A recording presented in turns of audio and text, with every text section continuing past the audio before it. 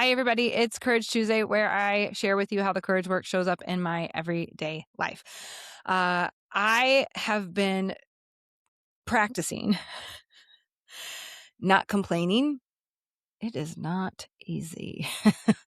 uh, I did a Courage Tuesday not long ago about like the fine line of courage.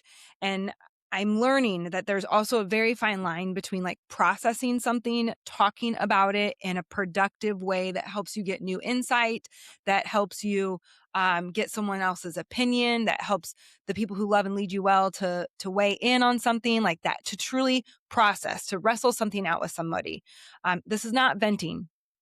Uh, it's not complaining. There's a fine line to where it becomes venting and probably complaining. But I was super convicted by it because I heard on a podcast, they're like, every time you complain, you feed the darkness, you feed the enemy, you feed the demons. Like, I believe in spiritual stuff. So, like, every time I complain, I feed the demons. And like, I could not get that out of my head. I know, like, for those of us who are believers, we know that there is power in the tongue, that life and death are in the tongue.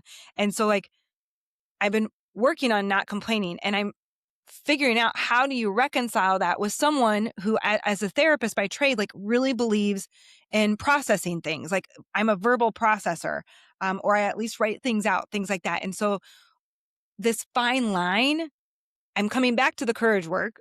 What's in my values? Complaining is not my values. Never. Also, complaining is not real, true, authentic connection. Because when we bitch and complain and vent with another person, or gossip for that matter, we might think that it's true connection. And I do think it's probably a bid for connection. It's just empty. It's inauthentic. It doesn't have deep roots to grow into. It doesn't have a leg to stand on when things get really, really hard. It's not true, authentic connection. I don't I don't want to feed the darkness anymore.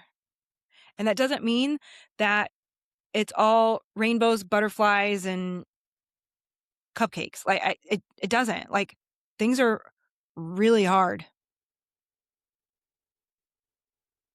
Except I now know more than ever in my life what is true, what matters, how loved I am, how loved everybody else is.